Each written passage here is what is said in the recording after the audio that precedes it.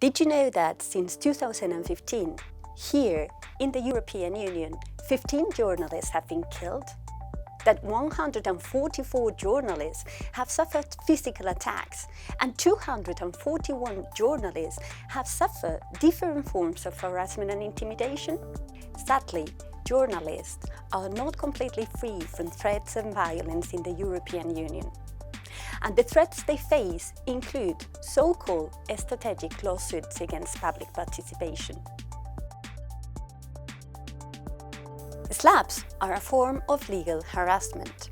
They are abusive or meritless lawsuits filed against journalists or other public watchdogs for making sensitive stories available to the public. Their real goal is to overwhelm their targets and force them to invest time, money and energy in defending themselves in courts. They also have a chilling effect on other public watchdogs, which may decide to refrain from speaking out on topics of public interest if they fear legal consequences. SLAPPs are often filed by powerful individuals, companies or public powers. They are therefore characterized by a power imbalance between the claimant and the defendant. The Coalition Against SLAPPs in Europe identified 570 SLAPPs filed in over 30 European jurisdictions since 2010, but the exact numbers are not known. Some SLAPP cases are very famous. For example, Maltese journalist Daphne Caruana Galizia had over 40 lawsuits pending against her at the time of her assassination in 2017. Other SLAPP cases are not so well known.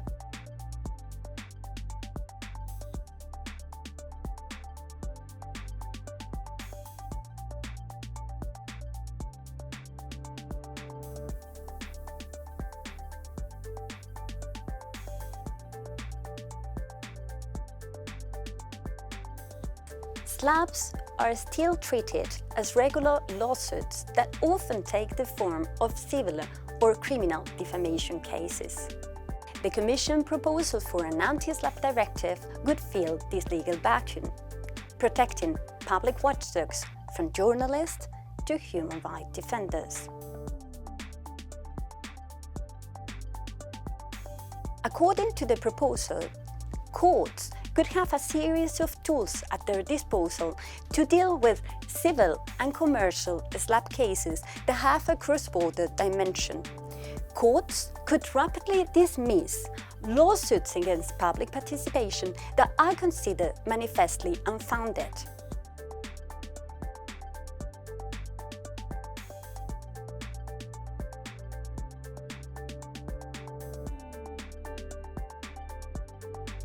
In addition, abusive claimants could also face proportional penalties. However, the Commission proposal does not apply to purely domestic SLAPP cases.